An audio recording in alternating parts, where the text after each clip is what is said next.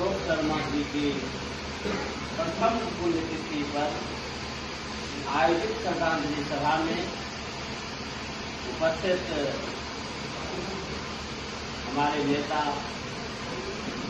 महासंघ के राष्ट्र अध्यक्ष आदरणीय मुकुल आनंद जी, हमारे महासंघ के राष्ट्रीय उपाध्यक्ष आदरणीय विद्याभूषण शर्मा जी, प्रदेश के वरिष्ठ उपाध्यक्ष डॉक्टर चंद्रप्रकाश शर्मा जी, प्रदेश के प्रदेश उपाध्यक्ष चंद्रकिशोर शर्मा जी, हमारे देश विनोद बाबू, राजकरण जी और हमारे जिला अध्यक्ष श्री विभास शर्मा जी, राजकिशोर शर्मा जी, कार्यकारी अध्यक्ष पंकज शर्मा जी,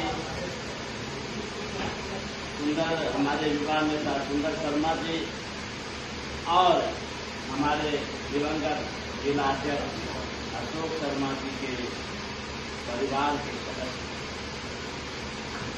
सर्वप्रथम मैं अपने दिवंगत जिला अध्यक्ष जी को श्रद्धांजलि अर्पित करता हूं और उनके परिवार को पुनः मैं संवेदना व्यक्त करते हुए और जिला के पूरे श्रद्धांजलि कार्यक्रम कर जिनकी हम पुण्यतिथि मनाने का काम कर रहे हैं, हमें ऐसा प्रयास करना होगा कि जो भी हमारे समाज के लिए काम किए हैं, समाज के लिए संघर्ष किए हैं, उन सबों को एक साथ याद करने का काम करें। जब हम उनकी कामों को याद करेंगे तभी हम अपने आप में मजबूत होंगे, सुदृढ़ होंगे। पूरे बिहार में हम देख पा रहे हैं, बेगूसराय में हमारे समाज के लोग सामाजिक और राजनीतिक रूप से चिंतनशील है। ये किसी भी जिला में, पूरे बिहार के 38 जिला के अंतर्गत बेगूसराय के सिवा ऐसा किसी भी हमने जिला में इस तरह से सामाजिक और चिंतनशील हम लोग कई वर्षों से सारे काम कर रहे हैं, लेकिन समाज संगठन केवल सम्मेलन करने से हम अपने आप को जिंदा होने का परिचय देते हैं कि हम जीवित हैं, लेकिन हम समाज को चिंतनशील कैसे बनाएंगे, उनके लिए हर लोगों को काम और जिम्मेदारी लेना होगा।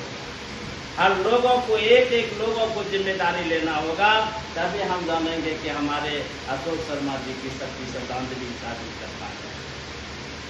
केवल संगठन के भरोसा नहीं रहे कि हमने संगठन कई संगठन, हजारों संगठन है, लेकिन हजारों संगठन में ना हमने आज तक हम विधानसभा पहुंच पाए, ना लोकसभा पहुंच पाए, ना हमने अपने लोगों को कहीं न्याय भी दिला पाए। आज हमारे लोगों की हत्या होती है हर दिन।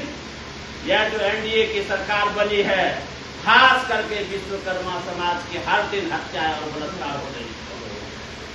एक दिन छोड़ के एक दिन रोज का आपको सोशल मीडिया से केस मिलेगा, प्रिंट मीडिया से मिलेगा तो हमारे लोगों की हत्या कर दी गई, हमारे बहन बेटियों की असमत लूट ली गई, लेकिन हम समाज ऐसा है उन्हें न्याय भी नहीं दिला पाए।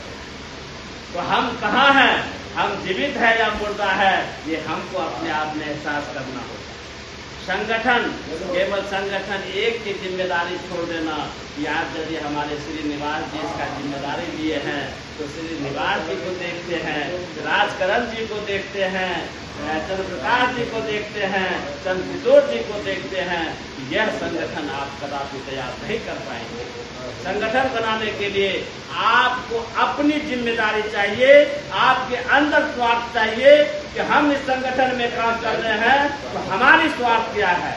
जब अपने अंदर आप स्वार्थ पैदा करेंगे तभी आप संगठन को मजबूत कर पाएंगे। यानी स्वार्थ का मतलब यहाँ है अपने आप को उत्तराधिकारी घोषित करना होगा कि हम लोगों से मिलते हैं तो लोगों को किस आधार से मिलते हैं, क्यों मिलते हैं, किस लिए मिलते हैं, यह आपके अंदर यह जुनून पैदा करना होगा। जब आपके अंदर कुछ पैदा नहीं होगा तो कदापि आप संगठन को मजबूत नहीं कर पाएंगे।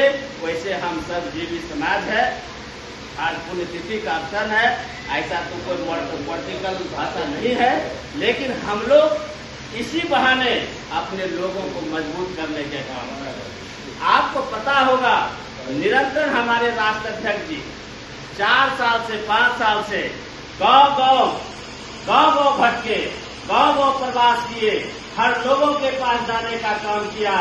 ऐसा हम विश्वकर्मा समाज में पहला नेता देखा, और पहला नेता नहीं, पहला जननायक देखा, जिनके अंदर समाज के प्रति दर्द है। वो नेता नहीं है, वो जननायक है। उन्होंने समाज के लिए चिंता किया, उन्होंने संगठन के लिए चिंता नहीं किया। यदि उन्होंने संगठन के लिए चिंता करता तो आपको कहता आप चंदा कीजिए, 40% हमको भेजिए, 60% आप रखिए। लेकिन हमारा नेता कभी नहीं कहा आपने चंदा कीजिए, आपने कहा एक एक लोगों को जोड़ने का काम कीजिए, उनको जगाने का काम कीजिए, उसको जिंदा बनाने का काम कीजिए। हमारा समाज जो मुर्दा है उसको जिंदा बनाइए। हम जानते हैं किसी भी काम को करने के लिए फाइनेंस की जरूरत होती है। कोष के बिना आप कुछ नहीं कर सकते हैं, एक कदम आप बिना पैसा के नहीं चल सकते हैं। लेकिन पैसा कैसे होगा? जब आप समाज के लिए काम करेंगे तो पैसा भी समाज आपके पीछे पीछे लेके चलते रहेंगे। जब आप 2 रुपये की लायक होंगे तो समाज आपके पीछे 2 रुपये लेके खड़ा होगा, और जिस दिन आपने 100 रुपये के लायक होंगे तो समाज भी आपके लिए 100,000 रुपये लेके खड़ा होगा। लेकिन यह आपको तजुर्बा दिखाना होगा कि हम कहाँ तक साबित हैं। आज तक हमने देखा कि हम अपने लोगों का ही केवल निंदा करते हैं, हमने अपने लोगों का निंदा करते हैं, लेकिन उनकी सुधार और समाधान की बात हम कभी नहीं करते। यदि हमारा लोग गलत है तो उनको हम समझाने का काम करेंगे कि भाई ऐसा गलती क्यों कर रहे हैं। इससे परिवार पर फर्क पड़ता है, समाज पर प्रभाव पड़ता है। आप गलत कर रहे हैं तो दूसरा व्यक्ति भी समाज पर प्रभाव पड़ेगा। इसलिए वैसे लोगों की वैसे 4-5 बुद्धिजीवी लोग मिलके उनको समझाने का काम करेंगे, ना कि उनकी हमने निंदा परोसने का काम करेंगे। तो फलाना खराब है, फलाना खराब है, तो फलाना खराब से आप समाज को कभी आप मजबूत नहीं देख सकते हैं, तो सख्त नहीं देख सकते हैं। केवल बिखरने का काम, ऐसे भी हम श्रमजीवी समाज है, कामगार समाज है। 98% हमारा भाग काम पर निर्भर है। दूसरों के क्या हम काम करने जाते हैं और हमने वहाँ दूसरे के काम के प्रति अपने काम के लिए अपने लोगों का निंदा करते हैं। अरे भाई हम काम कर रहे हैं, हमें मजदूरी दीजिए। आज बगल में देखिए दूसरे समाज के लोग आपके बीच काम करने आएंगे तो दिन भर काम करेंगे, रात में कहेंगे हमें मजदूरी दी। लेकिन आप काम करने जाएंगे, इतने लोग बैठे हुए हैं, क्या सच्ची दिल पर हाथ रख के बात कहिएगा ये सच्ची बात है कि नहीं है। आप काम करते हैं और शाम को कहते हैं हमारे घर में राशन नहीं है, पैसा दीजिए, हमारे बेटा का फीस जमा करना है, फलाना करना है, दिलाना, 50 बहाना करते हैं, तब आप उससे पैसा मांगने का काम करते हैं। क्या इससे आप मजबूत हो जाएंगे? आप पहले अपने स्वाभिमान को जिंदा कीजिए। जैसे हमारे नेता कहते हैं कि पहले स्वाभिमान को जीवित कर लीजिए। जिस दिन आप स्वाभिमान को समझ जाएंगे उस दिन आप तो सख्त हो जाएंगे। हमारे नेता ये नहीं कह रहे कि केवल सम्मेलन कीजिए। सम्मेलन होने का काम है कि हम जिंदा दिखते हैं दूसरों के सामने कि हम समाज भी जीवित है।